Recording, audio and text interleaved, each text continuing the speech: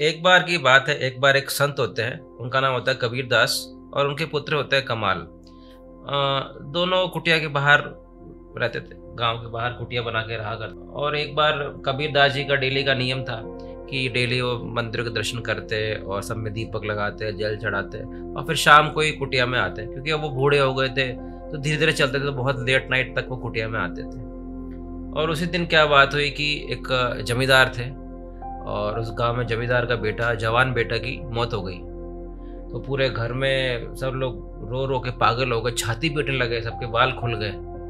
तो अब क्या करें, जवान बेटा मर गया, ऐसी जवान मौत हो गई, सबका दिल उछट गया, पूरे गांव का दिल उछट गया। फिर क्या करें, तो सबने बताया कि बगल में एक संत रहते हैं गांव के बाहर, तो आप उनकी कुटिया में जाइए, शायद वो कुछ करें। तो सब लोग उनकी कुटिया में पहुंचते हैं, दिन का समय होता है। तो बोले कि कहाँ गए वो फकीर, कहाँ हैं आपके? तो बोले कि फकीर तो बाहर गए हैं, वो तो बूढ़े हो गए, धीरे धीरे चलते हैं, तो लेट नाइट आएंगे। आपको कोई प्रॉब्लम हो तो बताओ, मैं कुछ आपकी मदद करने का प्रयास करूँ, कुछ सॉल्व करने की कोशिश करूँ। तो बोले ये हमारा बेटा, ये मर गया, इसको आप जिंदा कर दो। तो वो जो उनका पुत्र था कमाल, वो सोचने लगा रहे, बोला कि अगर कोई बीमार होता तो मैं ठीक कर लेता, पर ये तो मर ही गया, इसको कैसे ठीक करूँ। और फिर भी वो बोलता है कि मैं ट्राई करता हूँ। तो क्या करता है, उस शव को बोलता है इसको लेटाओ यहाँ पे, और लेटाने के बाद बोलता है कि आप इसकी 3 परिक्रमा लगाते हैं। तो 3 बार उसकी परिक्रमा लगाते हैं, 3 बार उसको गंगा जल छिड़कते हैं और 3 बार राम राम राम बोलते हैं। और बच्चा खड़ा हो जाता है और खड़ा होकर दौड़ने लग जाता है। तो सब लोग गांव वाले ताली बजाने लग जाते हैं, खुश हो गए हो जाते हैं, उसको खूब उपहार देते हैं और नाचते हैं, कूदते हैं, बड़ा खुश हो जाते हैं कि मरा हुआ बच्चा जीवित हो गया, बहुत बढ़िया बहुत बढ़िया। और ये बात कमाल सुन के भी उसको भी अच्छा लगता है, अरे मैंने मरे हुए आदमी को जिंदा कर दिया। और कभी कबीर दास कुटिया में आ ही रहे थे, तो सब लोग देखे बड़े कूद रहे हैं। तो बेटे से कमाल से पूछते क्या बात है, सब लोग बड़े खुश हो रहे हैं, क्या तूने कुछ कमाल कर दिया क्या? बोला हाँ पिताजी, मेरा नाम ही कमाल और मैंने भी कमाल ही कर दिया। बोले क्या कमाल कर दिया? बोले कि मैंने मरे हुए व्यक्ति को जिंदा कर दिया है। तो वैसे भी आप पिताजी आप बोल रहे थे अब आपको तीर्थ यात्रा पे जाना है, यहाँ की स्थिति तो मैं संभाल लूंगा और आप जाके तीर्थ यात्रा करो, यहाँ मैं बहुत सिद्धि प्राप्त कर ली, अब आप जाओ, आप अपना काम करो, मैं तो यहाँ देख लूँगा, आपकी तीर्थ यात्रा पूरी हो जाएगी और मैं यहाँ पे सिद्धि दिखाऊंगा अपनी। तो उनको लगा कि इस बेटे में अहंकार आ गया, सिद्धि तो आ गई है गुरु कृपा से, भगवत कृपा से, पर अभी भी इसमें एक प्रॉब्लम है। ये बोला कि गुरुजी आप जाओ, मैं यहाँ से व्यवस्थित। बोले क्या देख लोगे? बोले वही मरे हुए को जिंदा करना, बीमार को सही करना, सब देख लूंगा, आप तो जाओ। तो बोले ठीक है, अभी पूर्णिमा आने वाली है, इस पूर्णिमा पे हम सब मिलके भजन करेंगे और भजन करने के बाद संतों को प्रसादी कराएंगे और फिर मैं तीर्थ यात्रा पे निकल जाऊंगा। तो मैं चिट्ठी ले जाओ और चिट्ठी में जाकर हर एक संत को निमंत्रण देता हूँ कि पूर्णिमा पर भजन और प्रसादी का कार्यक्रम है। तो वो कमाल चले जाते हैं। उस चिट्ठी में उन्होंने यही लिखा था कि कमाल भयो कपूत और ले गए कबीर डूब, कि कबीर को तो डुबा गए हैं और जो कमाल है वो कपूत बन गया है। ये बात उसने पढ़ी नहीं, वो खुशी खुशी दे जा रहा था। संत भाई साहब आइए आइए, हमारे घर पूर्णिमा में भजन है, संकीर्तन है और ये चिट्ठी भी दी है, तो आप थोड़ा इसको पढ़ लीजिए और आप आइए। तो वो लाइन पढ़ते हैं, अच्छा इनका बेटा अहंकार में आ गया है। तो बोलते क्या बात है, किस बात की पिताजी कहीं जा रहे हैं? कि बोला हाँ मैंने अब सब सीख लिया। कि बोले क्या सीख लिया तुमने? बोला वही मरे हुए को जिंदा करना, बीमार को सही करना, और पिताजी तीर्थ यात्रा में जा रहे हैं तो मैं संभाल लूंगा।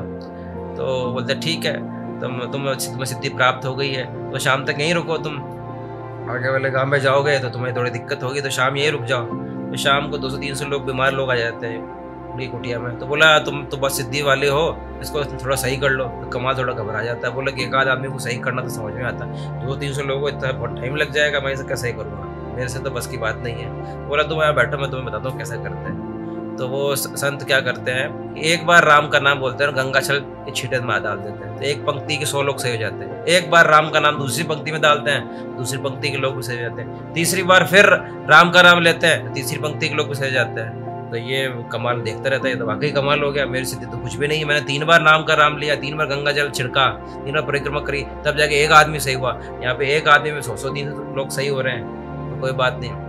तो वो संत बोलते हैं कि तुम जा ही रहे हो तो बगल में सूरदास जी भी, उनको भी निमंत्रण दे देना, हम लोग साथ साथ ही चल लेंगे गांव में आपके कीर्तन में।